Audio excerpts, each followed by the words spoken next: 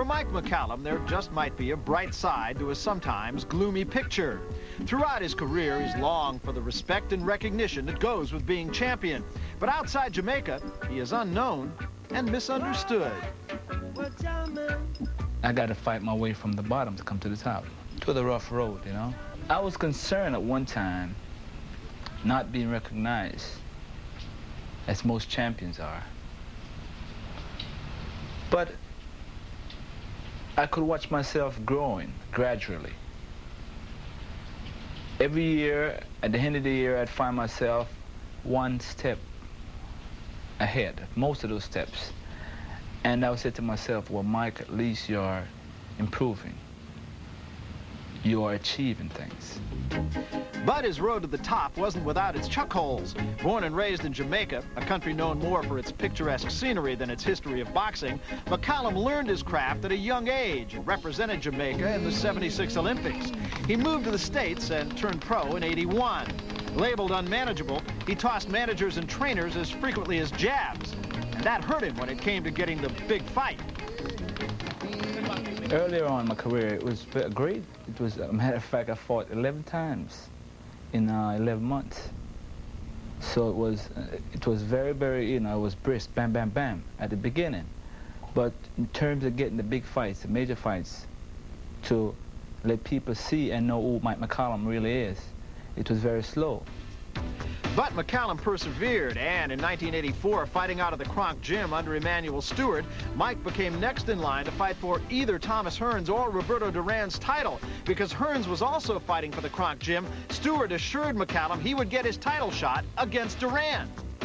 I think at the time Roberto Duran was ready for taking. I was young, up and coming. I had to go to Duran, which I wanted to go to Duran because at the time Duran was a much bigger name than Thomas Hearns. And I said to myself, well, Mike, the dream has come true. This is what you've been wanted all along, so long. This is what you fight for.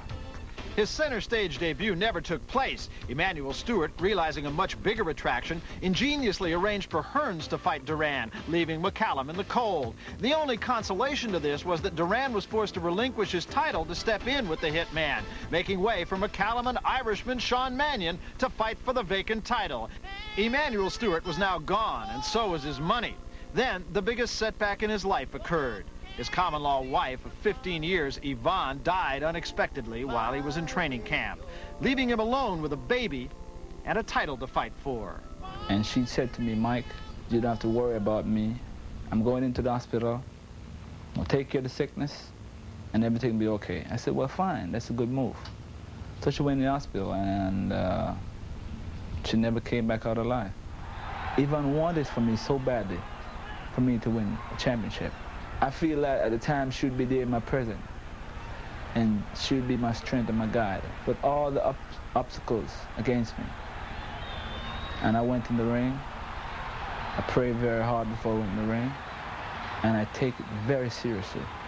I take $30,000 because I wanted to win this title so badly, and I did it.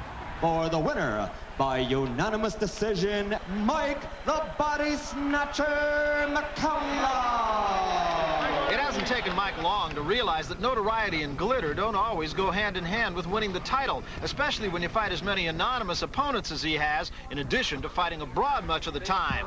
Only this past April, after TKOing Milton McCrory as the boxing world stood up and taken notice of the undefeated champion and his skills, McCallum understands that he'll never be the celebrity he is in the West Indies, but what he does hope for is that after tonight, he'll receive the respect and just due of a true champion.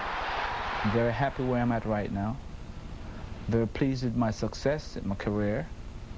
And I'm going to be going on to greater things. And they better believe it. So as sure as the